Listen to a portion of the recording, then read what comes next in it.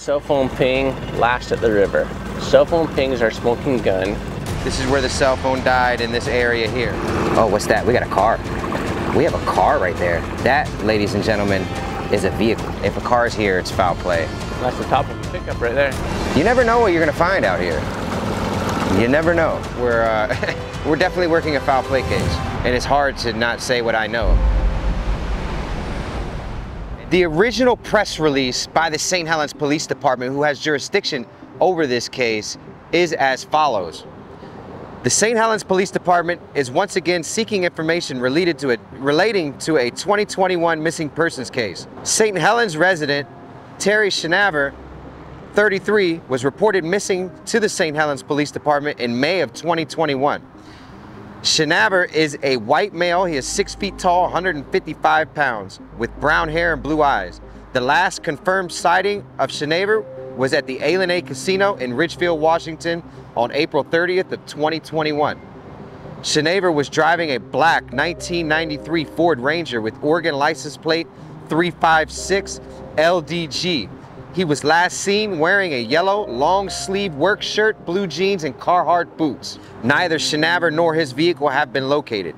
The St. Helens Police Department is again asking anyone with information about the possible whereabouts of Terry Shinaver or his vehicle to contact St. Helens detectives. That's their original press release.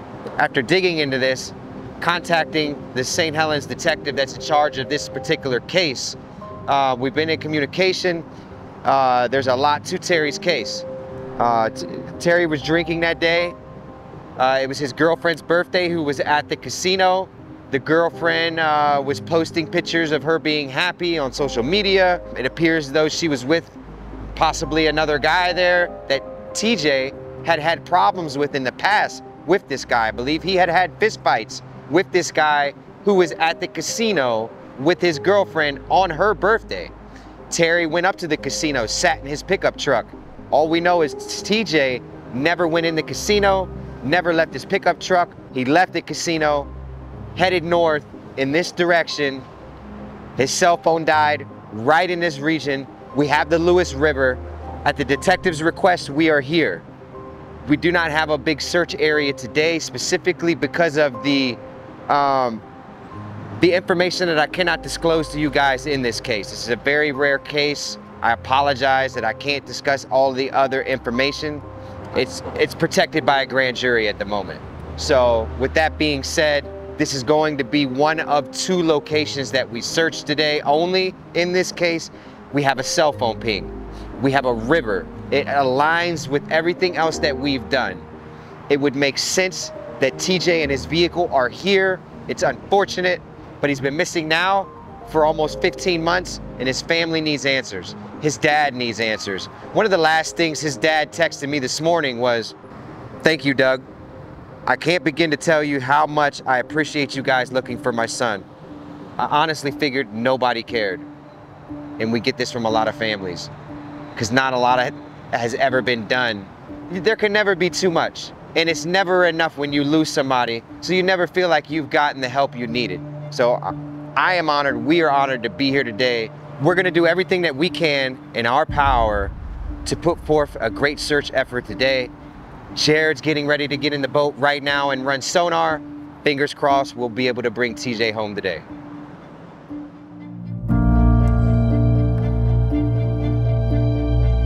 For families who have all but given up on finding their loved ones, this team is a last hope.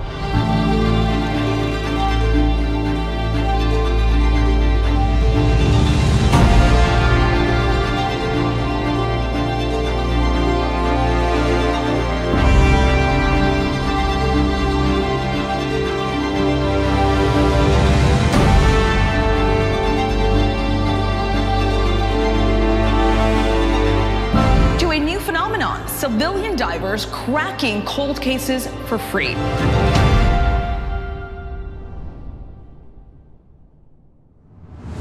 Helens Casino in Ridgefield, Washington, where Terry was last seen on video surveillance leaving the casino, heading north on Highway I-5, where shortly after, his cell phone disappeared right near the Lewis River. You have Paradise Point State Park. And the road down here dead ends directly into the river where there's a boat ramp. This is what we're looking at right there. This is where we're at. This is where the cell phone died, in this area here. But we also have a boat ramp right there. If we're unsuccessful at this location, it just makes sense to come down here and check that as well while we're here and kill two birds with one stone and go out of our way and go the extra mile. And again, this is a very different case than what we're used to. There's circumstances in what brought us here to this location with the detectives. This is at their request, and there's a lot on the backside that's preventing us from moving forward into other areas we should be if we're unsuccessful here, and there's legal reasons for that. And I'm sorry I cannot disclose that, so just bear with us, as this entire search today is a little bit different from what we've done in the past. Yeah, we're only 4 or 5 feet deep right here. 5 feet only here. 4 feet. It's the other boat ramp.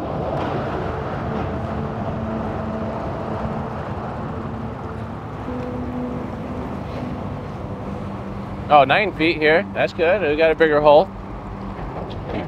10 feet.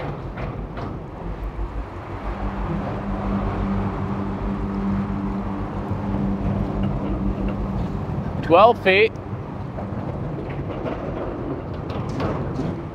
There's an old boat ramp over here. We're gonna go scan this one, and then we'll jump into the Columbia River and go scan the other one.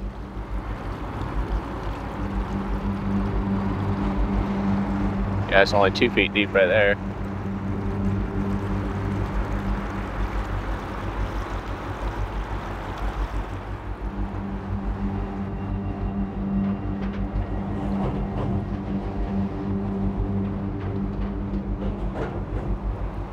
Yeah, it's 25 feet over here. 30 feet.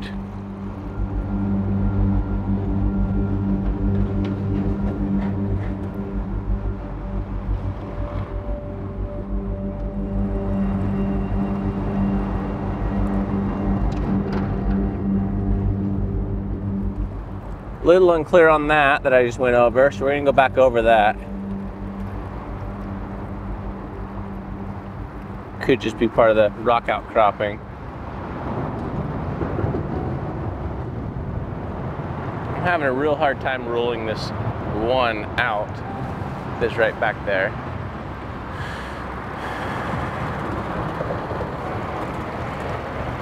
But the way that rock outcropping comes, older bridge,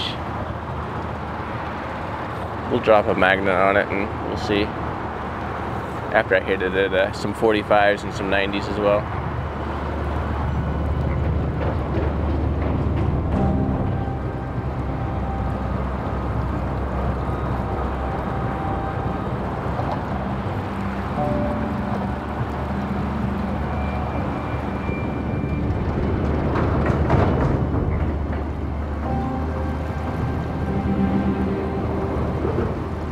Yeah, it's just rock outcropping.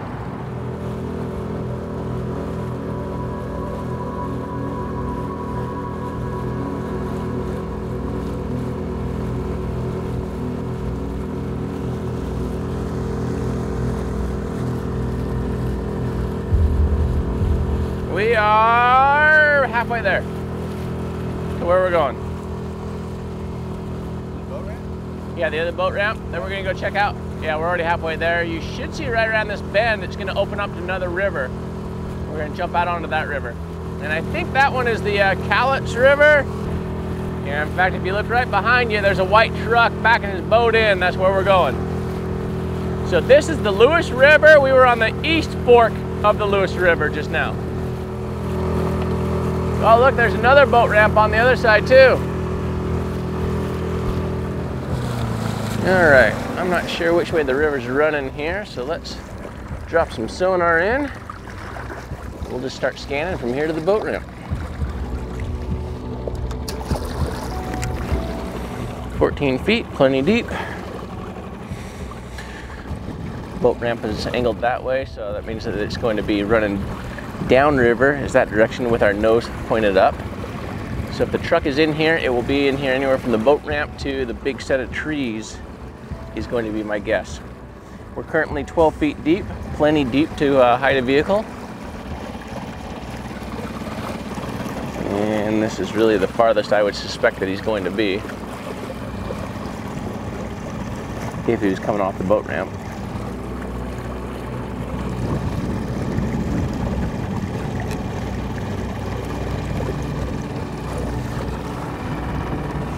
But nothing immediate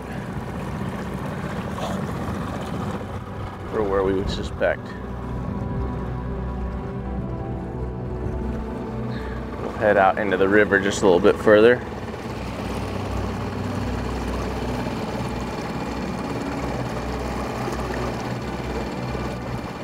Yeah, all I have is a tire in there. One tire, no truck. Cell phone ping, last at the river. Cell phone ping is our smoking gun. So what are we missing as far as any locations here? And particularly off of I-5. Like the cell phone ping was not this far over. So what are we missing? So we head back into the East Fork River here. There is a Northwest Hall Road. Yeah, it's not really a road, it doesn't, kind of, sort of. So we'll go check that one out. We'll go back and we'll just check that from the other side. The one that I had kind of in question. I mean, to me, it looks like just the big pile of rocks from up there. But that's where his cell phone is at. So I think we're just gonna have to go drop a magnet on that, Carson, and double check and verify and triple check. I said the cell phone ping is that smoking gun in this one. By chance did he, I don't think he would have gone up to Woodland and gotten off and then come back down that road. So we're gonna go double check that, just make sure I'm not missing anything, but let's scan this a little bit more here.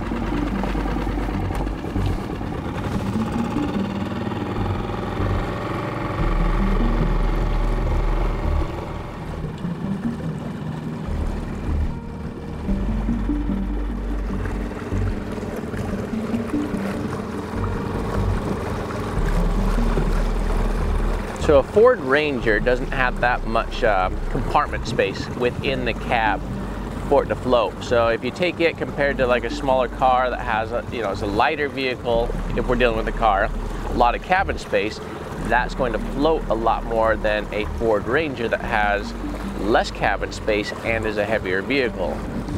Same thing with like SUVs. SUVs will actually float for a lot longer as well because they have so much cabin airspace inside.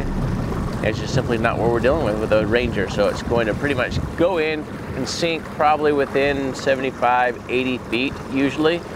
And that's where it's going to stay. Storms, big floods that come through. Some people say, oh, well, there's a big storm. It got pushed down. It's down a mile. It's just simply not the fact when it comes to vehicles. When they go in, think of them as turtles. They go down, they hit the bottom of the river, and now you have the river that's coming and pushing over the side of this to try to push it, but it creates what's called a back eddy. So as it comes over, it's also creating an eddy back here that's pushing it this way to keep it from being pushed down. So you have pushing force, pulling force, and it's cementing itself down as a turtle. So when you're on the bottom, as divers too, if we're in a river and we need to move across the bottom of the river, we're going to hunch down as close to the bottom as we can, so that way the river doesn't push us. And that's why vehicles, once they go in, they pretty much just cement themselves in place and they do not move.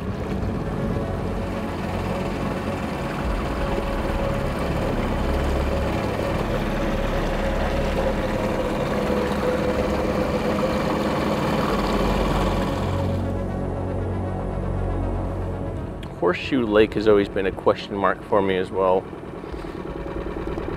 for if there's any vehicles in there. Yeah, it's just up the road. And there's a boat ramp there. And it's right off the freeway.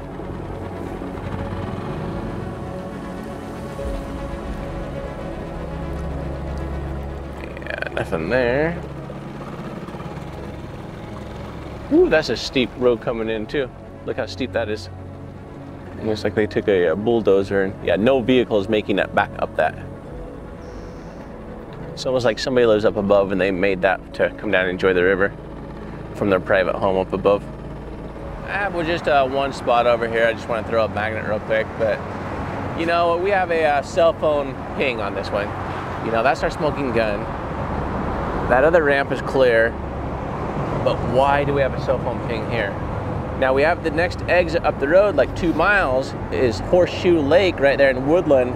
And over the years, I've always thought that if somebody's going to do something, that that's a great dumping ground for a vehicle. And I've always wanted to scan it. So if you're up for it, I think we might want to head up there after this if I clear it.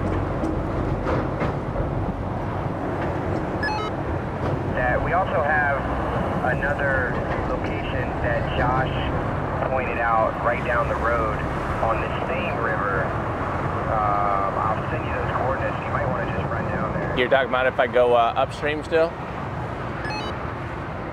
10-4, right where you just pointed.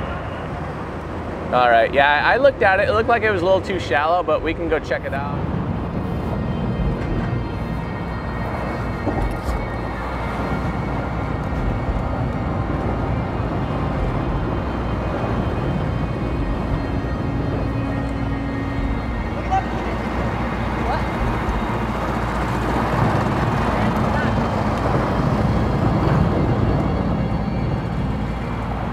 This place got busy in the last like 30 minutes.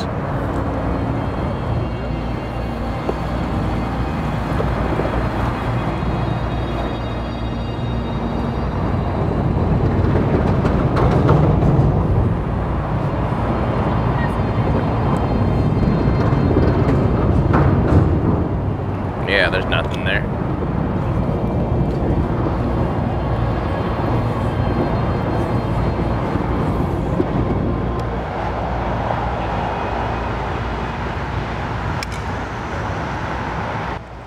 So there's a little pond. The pond in Woodland? No. There's a little pond right here, but man, it's in a multi-million-dollar community all the way in the back. Pristine, really pretty pond. The stuff that was in the back of his pickup truck would have been found if he would have went in there. Right. You know, so that's why I'm ruling that out. Okay. Josh saw it on camera. I looked at it, and it just, if it was a car, we'd be over there right now. Right. I have to bail out because I actually have a family commitment. So I mean, at this point, you needed to discuss with your team what it is that you want to do. Now that we're done with our first location here on the Lewis River, we're heading over to our second location of interest on the Lewis River that Josh pointed out to us that's not too far from where we're at now, but also directly down the road from the casino he was last seen as well. So let's head right over there and see what we can find.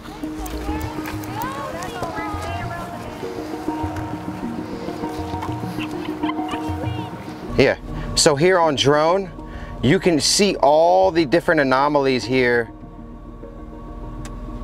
as we fly around. So there's no sense in us putting a boat in or the sonar ball like we were thinking about. You can see everything there. You can see sticks, you can see logs. It's clearly, you know, it probably is about 6 feet deep. That's why on floaties they couldn't touch the bottom with their feet. But there's everything there you can see. So, all right, we're gonna go up to Horseshoe Lake now. Horseshoe Lake is really one of, I mean, right now that where we first started, you know, before we came here was our #1 target with the detective. Based on other information that we have in the case, we're really going out of our way right now until other things play out. You know, in a lot of cases, we have speculation of foul play, but you guys have seen time and time again, we uncover cases where there's been a lot of speculation of foul play. However, it was just an accident or it was self-harm. So we can't always come into a case and ignore it with rumors and speculation. You know, we have to go with what we know has worked in the past. And right now we're gonna go and rule out another area that could possibly be self-harm and or an accident. So we're gonna head over there right now to Horseshoe Lake.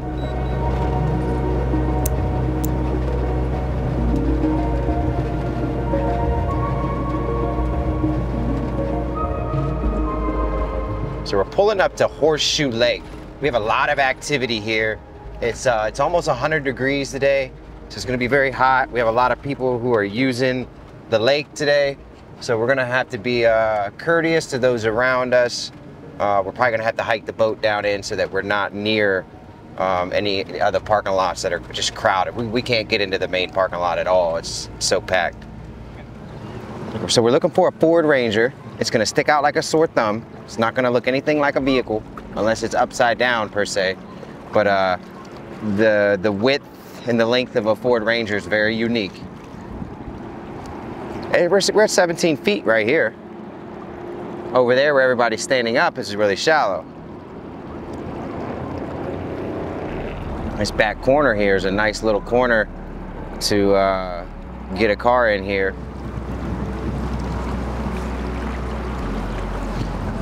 Nothing out here. So we're gonna have to scan this and in front of all those people real quick. That's our main target area right there. 10 feet where we're at. Definitely big enough to conceal a vehicle. And as Josh was just saying, there's a memorial right here. The gentleman that lives right here in this house told us about a car that came off I-5, the highway right there, through the guardrail and into here. Never made it out of the vehicle. Just never know, man. You never know. Window breakers save lives, and it's really important. 20 feet deep right now, so there's a hole out here.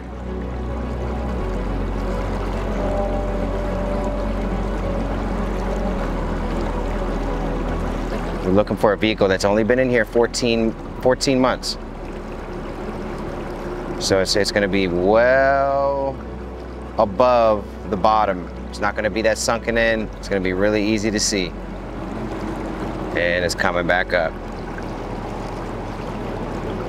Still 20 feet deep right there. Come back up, we're already at 10. Real good visibility in here. We're down to 23 feet. It's coming up a little bit. The main area we're focused on is this front here, where the cars are, as well as the ramp area as soon as you come in. It's 10 feet, 11 feet. The problem we're having here at this location is over there, it's really, really shallow. You gotta get out to here until it starts to drop off. Coming up on the boat ramp right over there, right where that's a red, white, and blue American flag awning is. It's 12 feet deep right here.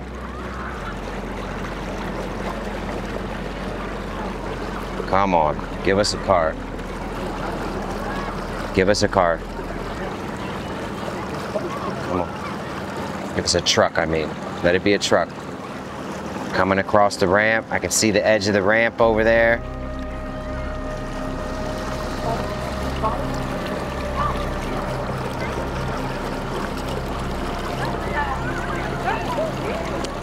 Nothing. Nothing at all.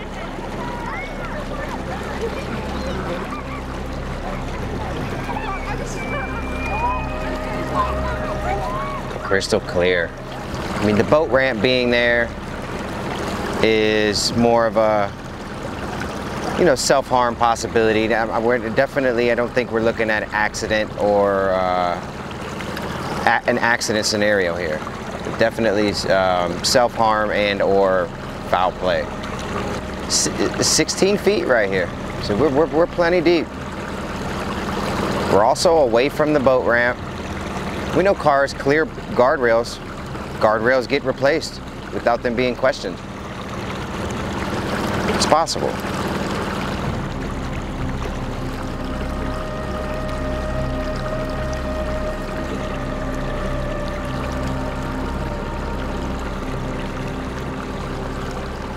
It's coming back up 12 feet. Yeah, the road's right there, parallel. Real clear imaging.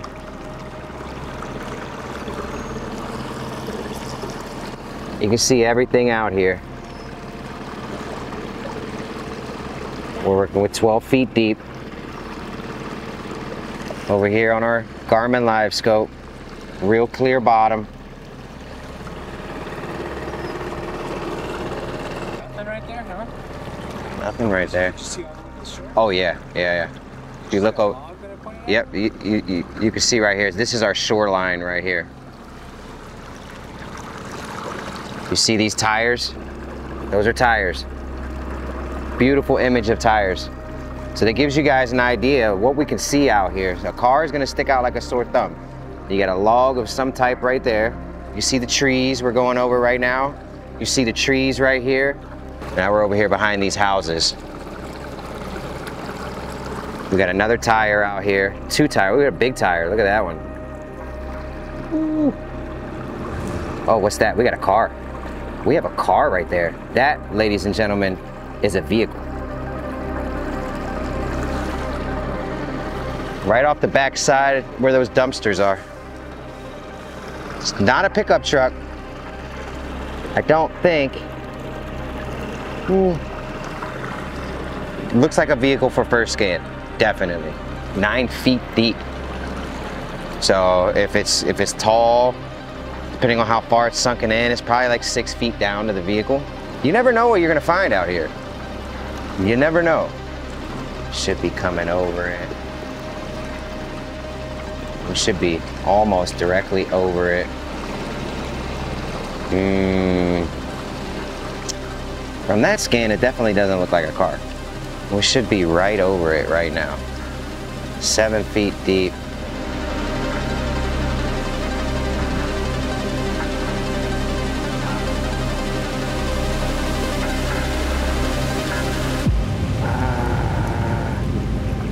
You know,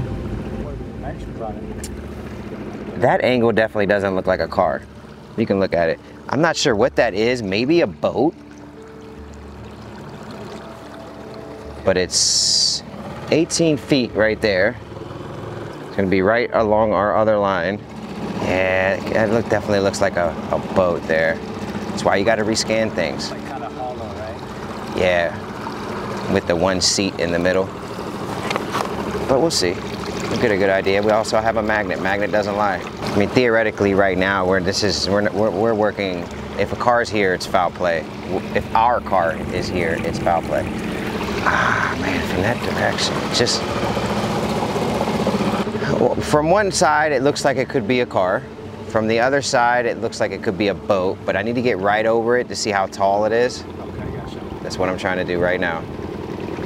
And we just went over it.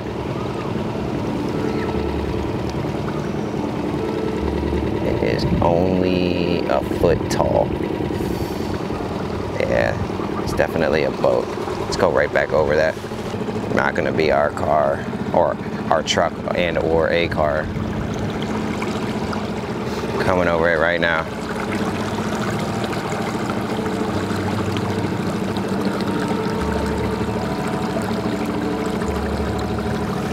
There it is. Right there with that bush.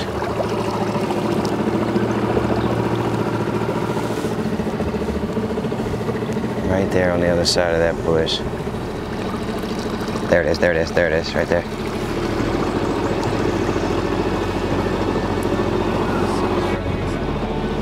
Yeah, there it is, coming back up, it's coming back up.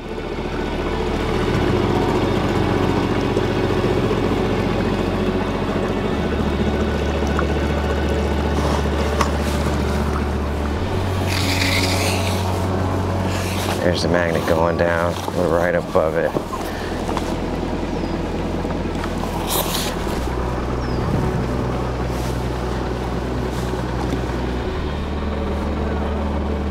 Now I'm all over it. I'm bouncing all over it.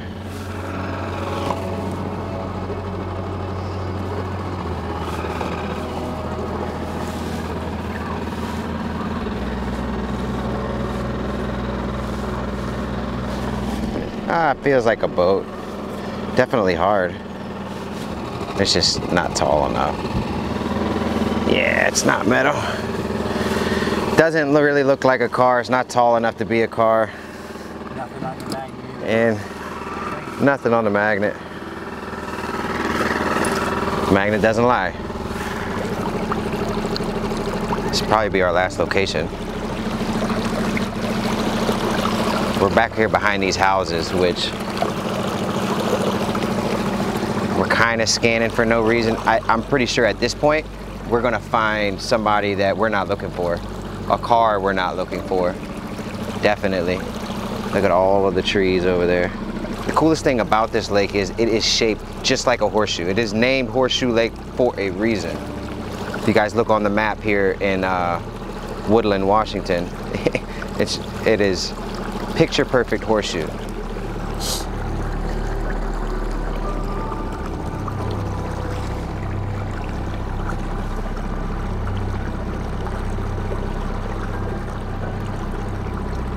I'm gonna send the detective the coordinates of what we've checked so far.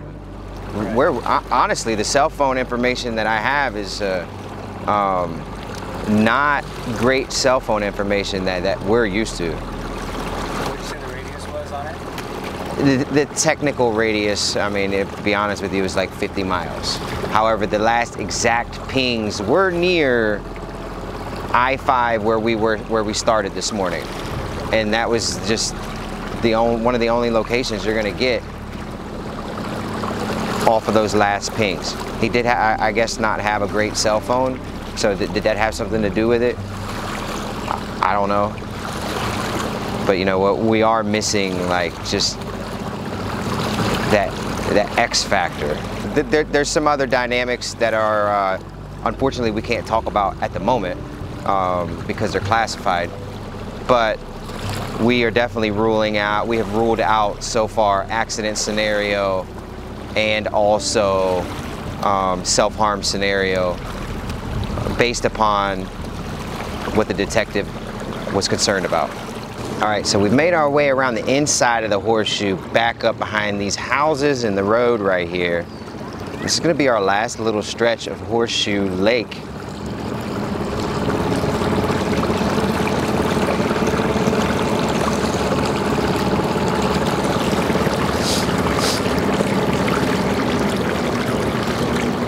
We got a lot of people out here on the lake, so we got to be courteous of the paddle boarders. Nothing right there, huh?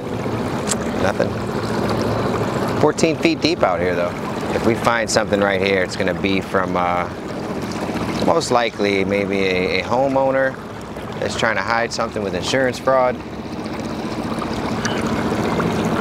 or a homeowner that accidentally wrecked their vehicle and never said anything. Clear over there in the little curve, the little cove.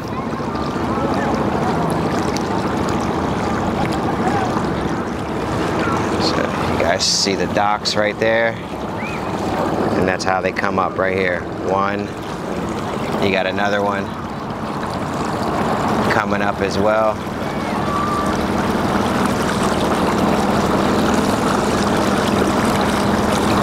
Should be coming into the camera. Should be coming into the screen right now. Yep. You can see the little outcrop there of it.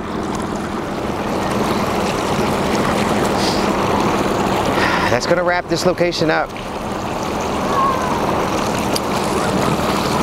And unfortunately, it's gonna conclude our search for TJ.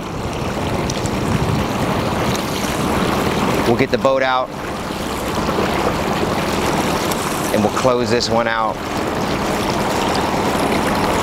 We'll close it out properly. We're gonna need some help. We're also gonna need to wait on the detective as well. Our hands are kind of tied at the moment.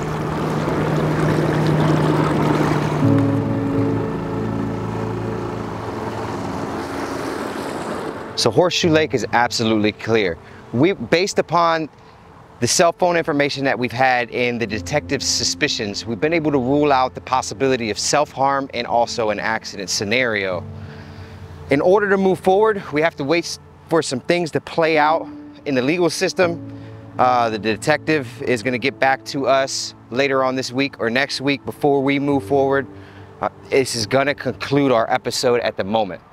However, if there's anyone out there that knows anything in regards to the disappearance of Terry TJ Shinaver, you need to come forward. You need to let us know something.